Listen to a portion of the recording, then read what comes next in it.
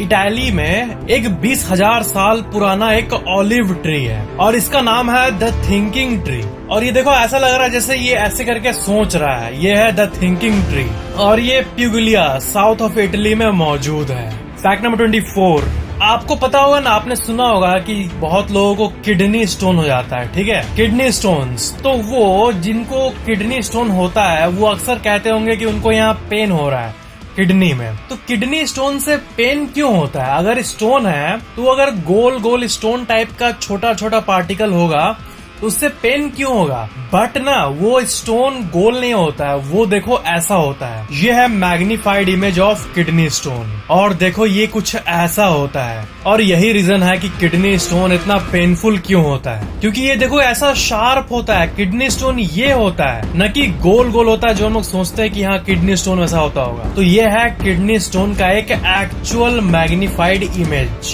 That's गजब। Fact number 23, ये बहुत ही मस्त फैक्ट है। जो गेम्स के सीडी आते हैं ना, गेम्स के सीडी जो आप देखे होंगे बचपन में, प्ले स्टेशन का या ऐसा बहुत सारा जो सीडी होता है गेम्स का, उसी से रिलेटेड एक बहुत मस्त फैक्ट है कि जो फीफा गेम जो था साल 2001 का फीफा गेम प्ले स्टेशन का, उसमें ना एक स्क्रैच एंड स्निफ फीचर था डिस्क के ऊपर। मतलब उस डिस्क के ऊपर एक प्लास्टिक लगा हुआ था और उस प्लास्टिक को अगर आप निकालोगे तो आपको उसके अंदर से ना फुटबॉल का जो स्टेडियम होता है और फुटबॉल का जो स्मेल होता है ना, एक फुटबॉल का स्मेल देखना एक यूनिक टाइप का होता है। तो सीडी को आप जब स्निफ करोगे प्लास्टिक को तो आपको फुटबॉल की स्मेल आएगी और ग्राउंड की स्मेल आएगी। That's really amazing। देखो इस डिस्क के ऊपर लिखा हुआ है smell the pitch, scratch and sniff. Fact number 22, MOOSE ये एक जानवर का नाम है, ठीक है, मूज। तो व्हाइट मूज जो होते हैं ना वो देखो ऐसे दिखते हैं और ये एक बहुत ही ब्यूटीफुली कैप्चर्ड इमेज है एक मूज का। और इसका माउथ देखो एक यूनिक टाइप का होता है और ये ऐसा लगता है कोई फेरी टेल की किताब से आया है, बट ये एक एक्चुअल क्रिएचर है। Fact number 21, cabbage field. जो कैबेज होता है उसका फील्ड आप देखे होंगे कुछ ऐसा होता है, ऐसे कैबेज उगता होगा और ऐसा दिखता है, ठीक है। बट ये एक वंडरफुली क्लिक्ड इमेज है कि कैबेज फील्ड के ऊपर जब बर्फ जम जाता है, स्नोफॉल पूरा भर जाता है तो वो कुछ ऐसा दिखता है। फैक्ट नंबर 20, आईफिल टावर जो है वो ऐसा दिखता है, ठीक है। बट आपको पता है कि जब ये कंस्ट्रक्ट हो रहा था तो कैसे बन रहा होगा? ये देखो इस इमेज को, देखो सबसे लेफ्ट साइड जब ये बनना शुरू हुआ था तो कैसे दो साइड से ऐसे ऐसे ऐसे कंस्ट्रक्ट किया जा रहा था थोड़ा थोड़ा करके, और फिर उसके बाद थोड़ा और ऊपर तक बना, फिर और ऊपर तक बना और ब्यूटीफुली क्राफ्ट करके इतना ऊपर करते करते फाइनली ये खड़ा हो गया। ये 1887 से 1889 तक का पिक है और इस पिक का नाम है the construction of the Eiffel tower और ये बहुत ही एक वैल्यूएबल पिक है हिस्ट्री की। फैक्ट नंबर 19, जो थाईलैंड जगह है ना वहाँ के लोग ड्रैगन्स पर यकीन करते हैं।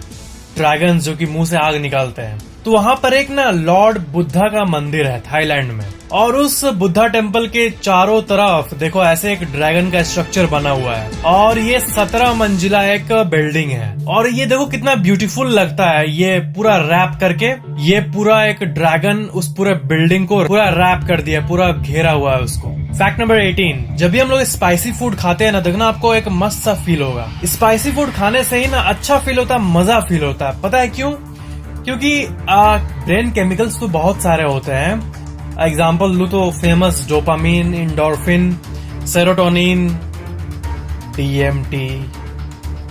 Only spiritual guys know what I'm talking about. The chemical which is released at birth and at death. A whole another topic. हाँ, तो ये सब मतलब ब्रेन के अंदर केमिकल्स का खेल होता है, ठीक है। तो जब हम लोग स्पाइसी फूड खाते हैं ना तब सिर्फ डोपामीन फील गुड केमिकल नहीं बल्कि साथ में इंडोर्फिन नाम का एक पेन रिलीफ केमिकल भी निकलता है। तो जब डोपामीन और इंडोर्फिन दोनों एक साथ निकलते हैं तो हमें वो एक हाई फील होता है और इसलिए देखना कि हम लोग में से कोई कोई लोग ना एकदम स्पाइसी खाने के लिए पूरा पागल रहते हैं। वो इसलिए क्योंकि ये ब्रेन को एक मस्त सा स्टिमुलेशन देता है। जब डोपामीन और इंडोर्फिन मिलता है ना तब वो एक बहुत ही यूनिक तरह का हाई पैदा करता है। Fact number 17, sapphire centre for association research Pittsburgh में एक बहुत ही अनबिलीवेबल सी घटना हुई। पता है वहाँ पे कई कुत्तों को ना क्लिनिकली डेड कर दिया गया कुछ घंटों के लिए, मतलब उन्हें मार दिया गया, ठीक है। और उन रिसर्चर्स ने मरे हुए कुत्तों को जिंदा कर दिया और ये पूरे इतिहास की सबसे बड़ी साइंटिफिक घटनाओं में से एक है। न्यूयॉर्क टाइम्स मैगजीन भी इस घटना के ऊपर एक आर्टिकल पोस्ट की थी, ज़ॉम्बी डॉग्स। इसमें इसका पूरा डिटेल दिया हुआ था और इसमें यही बताया गया था कि कुत्तों को वापस जिंदा कर दिया क्लिनिकली डेड करके, बिना किसी ब्रेन डैमेज के। मतलब एक केमिकल से उनको मार के उनका आप कह सकते हो हार्ट बीट बंद करके वो लोग वापस एक यूनिक तरीके से वो लोग जिंदा कर दिए। This is unbelievable. क्या क्या हो सकता है दुनिया में, बाप रे। फैक्ट नंबर 16, बहुत जगह गंदगी की प्रॉब्लम होती है, ठीक है। लोग कहीं भी गंदा कूड़ा फेंकने लगते हैं। तो टेक्सास जो है यूएस में जगह, वहाँ पर ये बहुत दिक्कत है, ठीक है। फिर वहाँ के ऑफिशियल अधिकारी जो होते हैं गवर्नमेंट के, वो ना इसको पोस्ट कर दिए, मतलब इसको वहाँ पे लगा दिया इस बोर्ड को, और इसमें लिखा हुआ है don't mess with Texas. Understand? अगर आप किए तो आपको $2000 तक का फाइन लगेगा इधर उधर कचरा कूड़ा फेंकने में।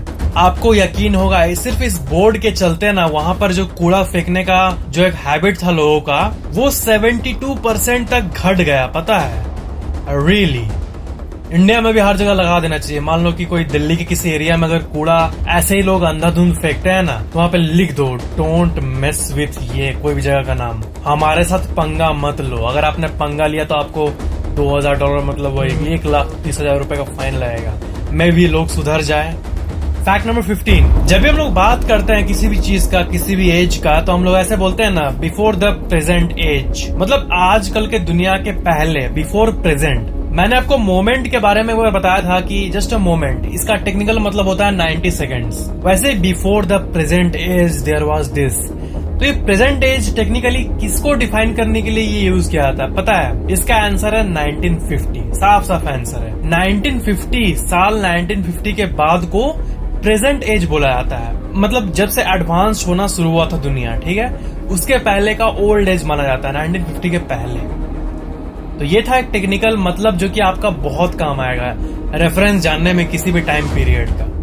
फैक्ट नंबर 14, जो सन का पोजीशन होता है ना, वो देखना चेंज होता है साल के महीनों में, ठीक है। ठंडे के टाइम थोड़ा लोअर ही सन रहता है और गर्मी के टाइम पूरा माथे के ऊपर रहता है, ठीक है। तो किसी एक जगह पर आप कैमरा रख के पूरा टाइम लैप्स करोगे ना, सन का पोजीशन कैसे चेंज हो रहा है, तो देखो ऐसा दिखेगा आपको। ये पिक है, देखो साइड में महीना लिखा हुआ है और हर महीने सन का पोजीशन कैसे चेंज होता है। देखो ये है 12 month of sunrise in the same place, ऐसा चेंज होता है। यह है पूरा पैटर्न पूरा साल भर का। फैक्ट नंबर 13, तो आपको पता है एक ऐसा बी है जो कि 2.5 इंच तक बड़ा होता है। मतलब मैं आपको एक इमेज दिखाता हूँ, देखो गंदे के ऊपर भिनभिनाती रहती है मक्खी, वो मक्खी इतनी छोटी होती है। मैंने जहाँ इतना बड़ा देखा होगा, इतना, ठीक है, इतना बड़ा है। आपके हाथ पर अगर बैठ जाए तो कैसा लगेगा? मैं आपको एक इमेज दिखा रहा हूँ, आप देखो इस इमेज में, देखो वो मक्खी अगर हाथों पर बैठेगी तो ऐसी लगेगी। Can you imagine that? ये है वर्ल्ड्स बिगेस्ट बी और ये करीब 2.5 इंच तक बड़ी होती है। और ये ना साल 1981 के बाद लुप्त हो गई थी, बट ये रिसेंटली इंडोनेशिया में दिखी थी। फैक्ट नंबर 12, ज़ेरमत स्विट्जरलैंड में एक ऐसा हट है जहाँ पर आप अभी भी जाके विजिट कर सकते हो और उसके नीचे का व्यू देखोगे, वो इतना ऊपर है। आप देखो एक बार इसको, ये है सोल्वे हट और गूगल में भी इस जगह का 4.6 रेटिंग है। ये ना करीब 13,000 फीट तक ऊपर है, यानी 3.962 kilometres above the ground. Fact number 11, अब मैं आपको जो फैक्ट बता रहा हूँ ना, वो इस पूरे वीडियो का सबसे बेस्ट फैक्ट है और मेरा माइंड तो ब्लो कर दिया था लिटरली। आप यहाँ पे खड़े हो, ठीक है, ग्राउंड पे मस्त खड़े हो और आपने अपने माथे के ऊपर देखा कि बहुत दूर एक छोटा सा प्लेन जा रहा है, जो कि हम लोग अक्सर देखते हैं, प्लेन प्लेन प्लेन बचपन में करते थे हम लोग, ठीक है। तो वो प्लेन जो है वो हाइट में ना 35 से 36,000 फीट तक ऊपर उड़ती है, ठीक है। तो इसका डिस्टेंस कितना होता है आपको पता है ना, कितना ऊपर प्लेन उड़ता है, बहुत ऊपर। तो अगर आप जो समुद्र होता है ना, समुद्र, उसका सबसे डीपेस्ट पॉइंट क्या है धरती पे? समुद्र थोड़ा मोड़ा गहरा होता है, बहुत गहरा होता होगा, ठीक है, बट मारियाना ट्रेंच एक पॉइंट है, वो पॉइंट जहां पे पानी है ना समुद्र के ऊपर, उससे ना इतना नीचे है, जिसको जब साइंटिस्ट ने मापा तो 36,000 फीट ही निकला।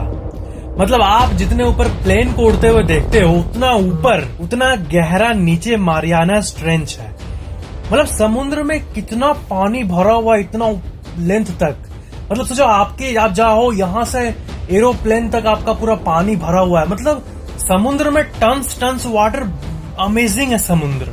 मतलब मारियाना ट्रेंच का डीपनेस और जो कमर्शियल एयरक्राफ्ट का जो हाइट होता है धरती से, उतना तक पानी भरा हुआ है, ये सोच के ही अमेजिंग फील होता है। दैट्स गजब।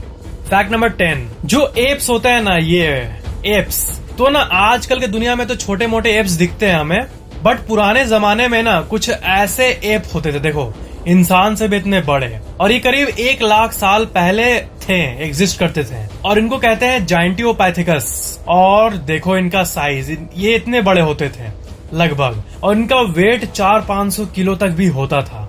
और उस जमाने में ये सिर्फ बैम्बू और सिमिलर प्लांट जो होते थे उनको खाकर ही जिंदा रहते थे, और बाद में ये लुप्त हो गए। फैक्ट नंबर 9, ये एक बहुत ही मस्त फैक्ट है, पता है ये सबसे अमेजिंग फैक्ट्स में से एक है। हमारे जो स्कूल के टेक्स्ट बुक होते हैं उसमें जब सोलर सिस्टम का दिया रहता है ना, सोलर सिस्टम का इमेज, तब सूरज रहेगा, मर्क्यूरी, अर्थ, ये सब रहेगा, तो इतने क्लोज दिखाते हैं जैसे मतलब एक दूसरे का शैडो भी उन पे पड़ता है, एक दूसरे पर शैडो, प्लेनेट का शैडो पड़ता है उस इमेज में। मतलब सोलर सिस्टम इतना क्लोज नहीं है। स्केल की बात आती है, अगर हम लोग सोलर सिस्टम को स्केल में देखें ना तो वो ह्यूज है। कैसे? अब मैं आपको एक ऐसा रेफरेंस दे रहा हूँ जो आपका माइंड ब्लो कर देगा। रियली में अगर आपको साइज का आइडिया जानना है ना तो ये सुनो। सोचो कि इतना छोटा सा एक दाना है मटर का। एक्चुअल में सोचो कि मेरे पास को जो स्पेस है ये as a reference point use कर रहा हूँ, ठीक है, और धरती एक पी के बराबर है, ठीक है, एक मटर के दाने इतना ये धरती है। तो जो जुपिटर प्लैनेट है ना, सबसे बड़ा जुपिटर प्लैनेट, वो मेरे इस हाथ से 300 मीटर दूर रहेगा। ये है रेफरेंस, 300 मीटर दूर रहेगा, ठीक है, पहला रेफरेंस। प्लूटो जो है, प्लूटो सबसे लास्ट वाला जो ग्रह है, उपग्रह है, ग्रह है, उसको निकाल दिया गया था बेइज्जत, मतलब वही प्लूटो जो है ना, लास्ट का छोटा सा एक, वो इस रेफरेंस पॉइंट से देखे ना, मेरे हाथ से 2.5 किलोमीटर दूर है। रियली इस रेफरेंस पॉइंट में मेरे हाथ से 2.5 किलोमीटर दूर, मेरे पास्ट स्कूल वहां तक प्लूटो, इतना डिस्टेंस है एक्चुअल में। और जो नियरेस्ट स्टार है इस सोलर सिस्टम का, वो मेरे हाथ से 16,000 किलोमीटर दूर है। तो ये मेरे हाथ के रेफरेंस में इतना इतना डिस्टेंस है, तो जो एक्चुअल सोलर सिस्टम है वो कितना ह्यूज है। Just imagine, this was really awesome. असल में यूनिवर्स का जो साइज है ना, बहुत है, बहुत, मतलब ये ब्रेन भी उसका केपेबल नहीं है, वो बियॉन्ड है, बियॉन्ड, बाप रे। फैक्ट नंबर 8, जो एक सिल्वर बैक गोरिल्ला होता है, इसको कहते हैं सिल्वर बैक गोरिल्ला। ये पहले ये जान लो कि बेंच प्रेस होता है ना, जो हम लोग जिम में बेंच प्रेस करते हैं ताकि ये बाइसेप्स बन पाए, तो वो हम लोग कितना उठाते हैं? 40, 50, 100, 150, ठीक है, जो एक्सपर्ट होते हैं वो 100 तक उठा लेते हैं, 100, 150, है ना। बट एक गोरिल्ला का जो ताकत होता है ना, वो इंसान से कहीं ज्यादा होता है, पता है। उसको अगर बेंच प्रेस सिखाया जाए ना, तो एक सिल्वर बैक गोरिल्ला जो है ना, वो 4000 LBS, मतलब किलोग्राम में बोले तो 1810 kg का वजन को बेंच प्रेस कर सकता है। गोरिल्लाज अपने बॉडी से 27 गुना ज्यादा वेट को ऐसे लिफ्ट कर सकते हैं, उनका मसल में इतना ताकत होता है। इंसान तो अपने से मैक्सिमम 2 या 3 गुना तक कर पाते हैं, कुछ सुपर ह्यूमन जो होते हैं वो 5-6 गुना कर पाते हैं, बट गोरिल्ला अपने बॉडी वेट इंटू 27 कर लो, उतना तक उठा सकते हैं। Oh my God man. Fact number 7, ये बहुत ही मस्त फैक्ट है, एक पूरे अर्थ की बात है कि more than 99% of all the organisms that has ever lived on earth are extinct. जी हाँ, धरती के शुरुआत से लेकर, जब से जीवन का शुरुआत हुआ तब से लेकर आज तक जितने भी टाइप्स ऑफ स्पीसीज हुए हैं हर कैटेगरी में, उसमें से 99% लुप्त है, और इंसान ही उस 1% में से है जो आज तक टिका हुआ है इस बायोडाइवर्सिटी में। अमेजिंग। फैक्ट नंबर 6, ये देखो, ये एक रैंडम रोड का एक आर्टिस्ट का एक आर्ट है। जैसे रोड पे ये डिजाइन है, तो क्या होता है कि शैडो जो पड़ता है सूरज का, वो कुछ ऐसा दिखेगा, ठीक है, बट ये जो है ना, ये एक शैडो नहीं है, ये एक पेंटिंग है जिसे एकदम रियलिस्टिक शैडो की तरह बनाया गया है, और ये टेढ़ा मेढ़ा है, लोगों को कंफ्यूज करने के लिए कि ये तो सीधा है, शायद तो टेढ़ा आ रहा है। Oh my God, ghost is here, भाग भाग भाग भाग भाग। तो ये एक बहुत ही यूनिक सा आर्ट है जिसे एक रैंडम गाय ने रेडिट पे पोस्ट किया था। फैक्ट नंबर 5, जो हमारा पिता है समय, जो हमारा सबसे पावरफुल जिसे हम लोग मानते हैं यूनिवर्स का कंटेंट, टाइम, वो सबके ऊपर है, ठीक है। सबसे ऊपर, सबसे बियॉन्ड की चीज है टाइम। वो मतलब हर एक स्पीसीज, जितने भी जो लिविंग ऑर्गेनिज्म है, वो उसका लाइफ साइकिल में उसे बूढ़ा करके मार देता है, ठीक है। ये सृष्टि का नियम है। बट एक ऐसा जीव है ना जो सृष्टि के इस नियम को काइंड ऑफ तोड़ रहा है, एक जेलीफिश। नहीं, मैं उसकी बात नहीं कर रहा हूँ जो कि अमर है, और आप बहुत बार सुने होंगे कि ये जेलीफिश अमर है। वो तो है ही, बट वैसे ही टाइप का एक और जेलीफिश है जिसका नाम है ट्यूरिटॉप्सिस न्यूट्रिकुला। और ये जो है ना, ये एक ऐसा जेलीफिश है जो कि लिटरली जब ये बूढ़ा होता है ना, तब ये अपने विश के हिसाब से अपने आप को वापस यंग कर सकता है। Oh my God. इनफैक्ट जब इसका नाम गूगल में सर्च किया जाता है ना, तब जो विकिपीडिया का इन्फो दिखता है उसमें भी हमें यही दिखता है कि हाँ, इसका सबसे खास प्रॉपर्टी है अपने एज को रिवर्स करने का, एंड दैट्स रियली अमेजिंग। जब तक कोई इसे मार न दे या फिर ये किसी भी तरह डिहाइड्रेशन से मर न जाए, कि अगर इस मछली को जाके कोई कुचल दिया गलती से या फिर काट दिया और पूरा फेंक दिया समुद्र के बाहर, मतलब एक्सटर्नल कारण से ही ये मर सकता है, ऐसे नेचुरली नहीं। जो समय है वो सब कुछ का अंत कर देता है, एक्सेप्ट ये god damn jellyfish. That's a weird truth. Fact number 4, ये भी एक बहुत ही मस्त फैक्ट है। आज से जब कितने साल पहले जब धरती नया नया था ना, तब के जो पेड़ पौधे होते थे ना, वो आज के स्केल पे नहीं होते थे, पता है। वो ह्यूज होते थे, ह्यूमंगस बोले तो। आपको आइडिया देने के लिए मैं ये आपको इमेज दिखा रहा हूँ, देखो।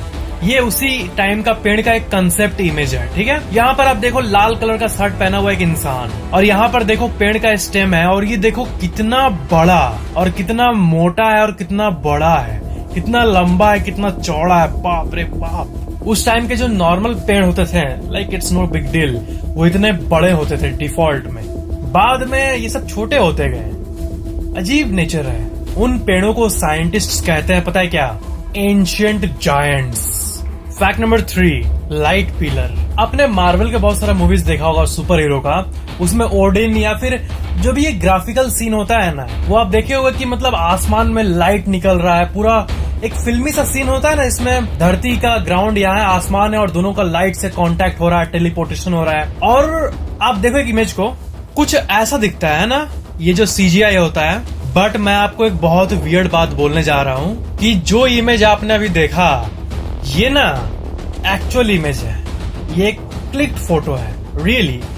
आप बोलोगे क्या बोल रहा है, कैसे क्लिक फोटो, क्या कौन टेलीपोर्ट कर रहा है? बट नहीं मेरे डोट, ये जो बीम है ये एक नेचुरल फेनोमेनन का नाम है, इसे कहते हैं लाइट पिलर, ठीक है। और इसका विकिपीडिया डेफिनेशन आप देख सकते हो। ये एक बहुत ही यूनिक तरीके से क्रिएट होता है उन जगहों में जहाँ पर बर्फ होती है, आइस क्रिस्टल्स होते हैं, और जहाँ पे बहुत ठंड एटमॉस्फेयर होता है। जैसे ऑरोराज होता है ना, ऑरोराज आप ये देखोगे, ऑरोराज के बारे में सुने होंगे, वैसे ये लाइट पिलर्स होते हैं, बट इनके बारे में बहुत कम लोग जानते हैं। बट अब मेरे वजह से इनके बारे में मिलियंस ऑफ पीपल जान गए होंगे ना। तो ये पूरे मतलब नेचुरल इवेंट में सबसे ब्यूटीफुल इवेंट्स में से एक है ये लाइट पिलर। फैक्ट नंबर 2, अब आपको मैं एक बहुत ही अमेजिंग सा एक इल्यूजन दिखाने वाला हूँ। आप मुझे ये बोलो कि क्या ये लाइन जो है, ये जो ब्लू ब्लू आपको दिख रहा है ना, ऐसे ऐसे जो लेफ्ट से राइट आ रहा है और राइट से लेफ्ट जा रहा है, ये 3 लाइन, क्या ये सीधे हैं? ये लाइंस क्या एकदम सीधे हैं? एकदम ऐसे ऐसे नहीं, ऐसे हैं, है या नहीं? तो ना आप ऐसे पहली झलक में देखोगे ना, तो आपको लगेगा कि मतलब ये टेढ़ा है, 1 2 3 करके ये टेढ़ा लाइन है, ठीक है। बट ये एक्चुअल में तीनों ना स्ट्रेट लाइन है, ये एक ऑप्टिकल इल्यूजन है। वो सब इक्वल साइज के हैं, बट ये पूरा इमेज ऐसा बना है जैसा लगेगा कि ये ब्लू वाला पूरा टेढ़ा है, बट ये एक्चुअल में सीधा है। ये ना दिमाग को खा जाने वाला इमेज है। ये बहुत ही कंफ्यूजिंग इमेज है, आपका दिमाग एकदम खा जाएगा आपका ये इमेज दिमाग। बट ये एक रियल ऑप्टिकल इल्यूजन है। Fact number 1, Doraemon. आपको पता है कि डोरेमोन का जो लास्ट एपिसोड है उसमें क्या होता है? आप बोलोगे कि डोरेमोन लास्ट क्या, वो तो अभी तो कंटिन्यू चल रहा है ना सीरीज, टीवी में जो दिखाता है। बट नहीं, जितना भी आप जो शोज या कोई भी मूवी देखते हो ना, अक्सर बहुत सारा ना कॉमिक पे आधारित होता है, ठीक है। उसका पहले कॉमिक वर्जन निकल चुका होता है और कॉमिक के बाद वो डिजिटल फॉर्म में आता है, ठीक है। तो जो डोरेमोन का जो एंडिंग है ना, आप यकीन करो मेरा, वो वर्ल्ड के जितने भी टीवी सीरीज और मूवीज है ना, उसमें से सबसे बेस्ट एंडिंग में से एक है, पता है। एकदम जीनियस लेवल का एंडिंग है। होता क्या है सुनो। नोबिता अपने रोज की तरह अपने स्कूल से आता है, ठीक है, और डोरेमोन को बोलता है डोरेमोन मुझे जियान ने परेशान किया, मेरे को गैजेट दो ताकि मैं उसे मजा चखा सकूं। तो वो देखता है कि डोरेमोन हिल नहीं रहा है। उसे लगता है कि डोरेमोन क्या हुआ, और उसके बाद वो मतलब ऐसा कभी नहीं हुआ कि डोरेमोन इतने देर तक कई घंटों बीत गए, बट वो ऐसा लगता है कि बेहोश हो गया, फिर क्या हुआ उसके साथ, ठीक है। फिर वो डोरेमोन की बहन डोरामी को कॉल करता है और फिर वो देखती है कि डोरेमोन का बैटरी जो है वो खत्म हो चुका है। जी हाँ, वो शुरू से लेकर जो आप अभी टीवी पे देख रहे हो ना, उसके अंदर एक ऐसा बैटरी लगा हुआ है जिसके बारे में नोबिता या किसी को भी नहीं पता है, बट वो धीरे धीरे डेड हो रहा है, धीरे धीरे खत्म हो रहा है, और लास्ट एपिसोड में वही बैटरी खत्म हो जाता है। तो नोबिता पूछता है कि चलो जल्दी वापस इसके स्टोर में जहाँ पर हम लोग बैटरी ले पाए 21st सेंचुरी में टाइम ट्रेवल मशीन के थ्रू। डोरामी ये बोलती है कि फ्यूचर की गवर्नमेंट टाइम ट्रेवल को सीज कर दिया और अब कोई भी उस टाइम पर नहीं जा सकता है, और अब जिंदगी भर के लिए कुछ भी नहीं किया जा सकता है। डोरेमोन का सफर यहीं तक था। ये सुनने के बाद नोबिता का हार्ट जैसे मतलब हार्ट गायब हो जाता है, हार्ट चकनाचूर हो जाता है। इस घटना के बाद नोबिता सब कुछ छोड़ देता है और एक ऐसा मतलब वो दिन भर चुपचाप रहता है और महीनों तक ऐसे ही चुप रहता है।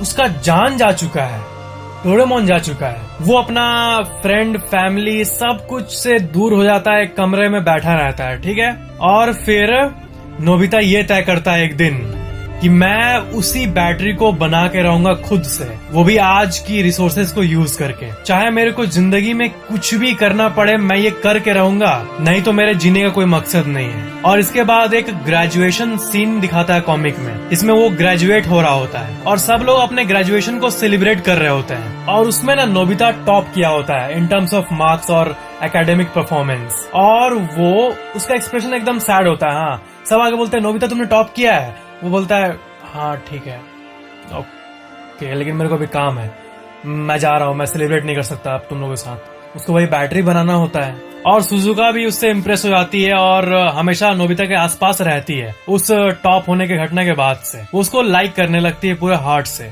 और फिर कॉमिक में दिखाता है कि 10 साल बाद क्या हुआ, और उसमें ये दिखाता है कि जियान एक सक्सेसफुल बिजनेसमैन बन चुका है, सुनियो भी एक कंपनी का सीईओ बन चुका है जो कि नोबिता से मिलता है। नोबिता जो कि फ्यूचर में एक बहुत बड़ा साइंटिस्ट बन चुका है, और नोबिता उसको अपने प्लान के बारे में बताता है कि मैं 10 साल से इसकी बैटरी पे काम कर रहा हूँ। और उस टाइम तक सुजुका और नोबिता का शादी भी हो चुका होता है। और एक दिन, ओह माय गॉड, मेरे को गूज़बम्स आ रहा है कहानी बताते हुए। एक दिन नोबिता चिल्लाता अपने रूम से अचानक से, I have done it, I have done it, मैंने कर दिखाया। वो जो बैटरी होता है वो फाइनली तैयार कर देता है। और उसके बाद डोरेमोन पे जब वो बैटरी फाइनली लगता है और ऑन होता है, तब अचानक से वो उठता है, बोलता है नोबिता तुमने अपना होमवर्क किया? फिर देखता है नोबिता इतना बड़ा हो गया है। कॉमिक में लिखा हुआ था Nobita have you done your homework. Doraemon का पहला उठते उठते गेस्चर ये होता है, बट नोबिता तो बड़ा हो चुका होता है, उसका पूरा बियर्ड आ चुका होता है। अरे बाप रे बाप। पता है इससे सीख क्या मिलता है? इससे सीख ये मिलता है ना कि नोबिता जो कि इतना मतलब दुनिया के नजर में भोंदा बकलोल ये सब है, ठीक है, बट उसके अंदर भी एक जीनियस छुपा हुआ था। और ये हमें ये दिखाता है कि कोई कितना भी अपने आप को वर्थलेस क्यों ना मान ले, जो कि आजकल के यूथ को बोलते हैं कि ये मैं क्या करूंगा यार, बट हर कोई के अंदर टैलेंट होता ही होता है। हर कोई के अंदर एक ऐसा जीनियस होता है जो कि अनलॉक नहीं होता, वो लॉक्ड रहता है। और जब एक सही टाइम आता है तो वो जैसे नोबिता का जब उस पर जुनून सवार हुआ, तब देखो वो क्या से क्या कर गया, एक इम्पॉसिबल से काम को कर गया अपने डोरेमोन के लिए। और लास्ट में ये बताया जाता है कि the reason Doraemon was sent to the past was to bring out the genius in Nobita that was always within him।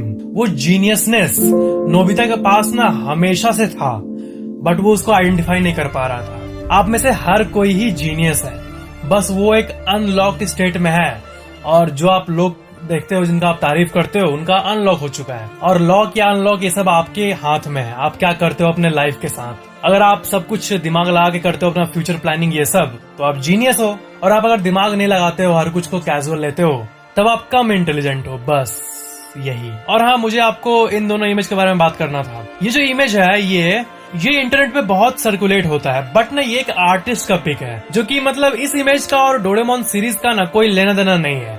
इसका बस मेरे को आपको ट्रूथ बताना था। ये एक रैंडम आर्टिस्ट ने बनाया था, इसका सीरीज के साथ कोई लेना देना नहीं है। डोरेमोन बूढ़ा हो जाएगा, रोबोट कैसे बूढ़ा होगा? वो तो खुद वो फ्यूचर के प्लास्टिक ये सब से बना है, अंदर क्या क्या है उसका रूप, टेक्नोलॉजिकल चीज, वो बूढ़ा कहाँ से होगा? और एक ऐसा इमेज सर्कुलेट होता है ये बिल्ली वाला, बट ये भी ना डोरेमोन से इंस्पायर होके बहुत लोग कैट ओनर जो होते हैं वो अपने बिल्ली को ऐसे पेंट कर देते हैं और डोरेमोन का जो येलो वाला यहाँ टांगा रहता है उसको पहना देते हैं। ये जस्ट शौक से करते हैं लोग, और ऐसे ये इमेज सर्कुलेट होता है। इसका भी डोरेमोन के साथ कोई कनेक्शन नहीं है एक्चुअल में। तो ये था ये video, hope you enjoyed it. Video पसंद आया तो लाइक जरूर करना और नीचे कमेंट करना कि ये वीडियो कैसा लगा, और शेयर जरूर कर देना सबके साथ, और चैनल को सब्सक्राइब करके बेल आइकन भी ऑन कर देना। Thank you so much for watching this video.